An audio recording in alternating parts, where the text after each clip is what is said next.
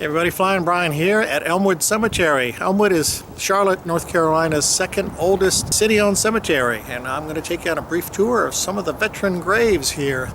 Behind me is the grave of Lieutenant Junior Grade William Henson Gallagher. He was a TBM Avenger pilot. He died May 29, 1944, right in the midst of World War II. The inscription reads, "He gave his life in service to his country." Just what is Gallagher's story, and how was his life cut short at barely age 21? William Gallagher was born and raised here in Charlotte, graduated Central High School in 1939, went on to Erskine College in South Carolina in the fall of '39. A year later, he went to UNC Chapel Hill. He enlisted in the U.S. Navy in March of 1942, not long after the war broke out. He was eventually assigned to Torpedo Squadron 6, flying TBM-1C Avengers.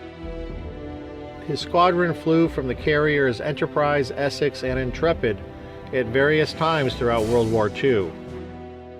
Records show his squadron was deployed in the Pacific Theater of Operations between November 1943 and February 44 during the Gilbert Marshall Campaign. He eventually ended up back in the States sometime after February 1944 and was stationed at Quonset Point Naval Air Station. The TBM Avenger that Gallagher flew is a carrier aircraft with foldable wings. On Monday, the 29th of May 1944, Lieutenant Gallagher climbed into his Avenger, fired up the engine, deployed the aircraft wings with the help of his ground crew, and taxied out to runway 19. Cleared for takeoff, he throttled up his right R2600 Cyclone engine and accelerated down the runway. The aircraft lifted and climbed southbound out over Narragansett Bay. Then disaster. Suddenly, one of the aircraft's wings folded. The aircraft rolled over and spun quickly into the water off the end of runway 19, killing the young lieutenant. Apparently, one of the wing locks was not properly engaged or simply failed. I don't really know for sure. What I do know is that a young Navy airman was tragically lost on this day in the prime of his life. Gallagher and so many other young men gave their lives in service to their country to help assure our freedoms during World War II.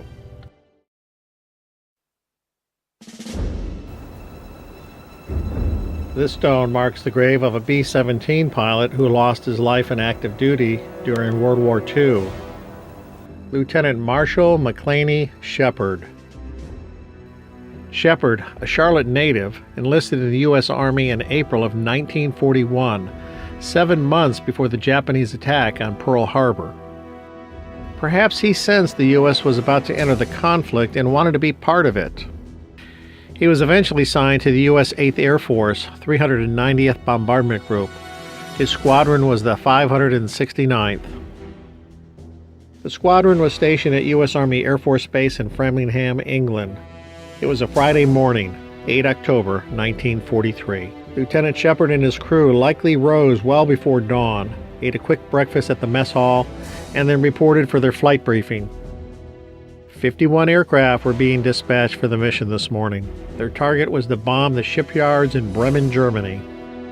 They were then driven out to their aircraft. Shepard and 9 others of his crew climbed into their B-17, named Pulsating Polly, and took up their positions. B-17s all over the airfield began starting their engines, taxiing off their hard stands, and queued up for takeoff.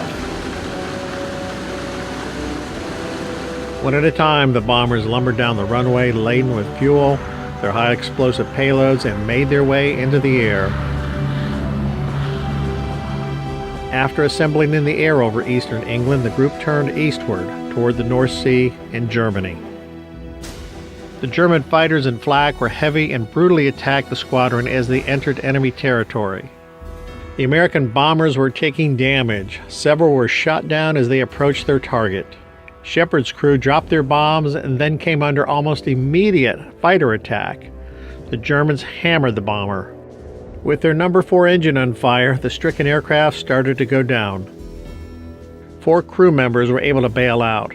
The remaining 6 died that day when the aircraft crashed near the small German town of Kielkenhorn, just 14 miles east of the shipyards they had just bombed.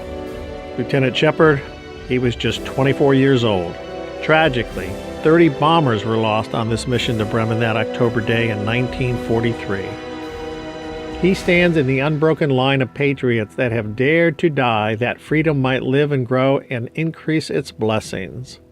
Freedom lives, and through it he lives in a way that humbles the undertakings of most men.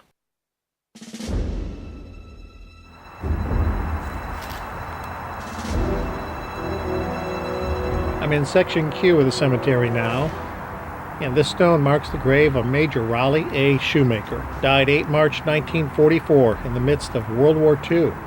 The marker shows he was a major in the Army Air Force, 96 Bomb Group, which is part of the 8th Air Force. But what exactly happened? I found that Shoemaker was a mission pilot, which basically means he was in charge of all of the aircraft that made up the 413th Bomb Squadron. May 8th was a Monday. Like most bomber crews, Shoemaker likely rose well before dawn, got breakfast at the mess hall, followed by a mission briefing. The mission today is to bomb several sites in Germany, among them Brunswick, Brandenburg, Magdeburg, and Berlin. In total, 807 bombers would be heading into enemy territory this day to accomplish the task, 500 of which were B-17s. Shoemaker climbed into one of those 17s, number 4297631, at U.S. Army Air Force, Snetterton in eastern England.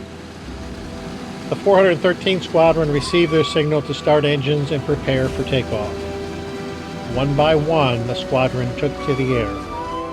Once assembled, the squadron joined the Airborne Armada, turned east, and headed to Germany. It would take about 15 minutes to reach the English coastline and start their trek across the North Sea. Another 50 minutes and they were again feet dry as they crossed into the Netherlands and into enemy territory. By this time they would be joined by fighter escorts that would offer some protection against enemy fighters. The German resistance was substantial. Flak from anti-aircraft artillery and German fighters took their toll. An anti-aircraft shell found its mark, and Shoemaker's B-17 exploded mid-air. The bomber and its crew came to ground near a small German town called Kirchlintine, and all 36 B-17s were lost that day. Major Shoemaker was gone just 1 week before his 29th birthday. He was on one of his first missions as a commander of a large number of B-17s. And for my research, he had only been in England for about 10 days before that fateful morning. A tragic story, for sure, but I guess that's how war goes sometimes. I thank you, Major Shoemaker, for your sacrifice. Well, that's our tour for today here at Elmwood Cemetery. Hope you enjoyed that. Remember, life's a journey. Enjoy the ride. And as always, thanks for watching.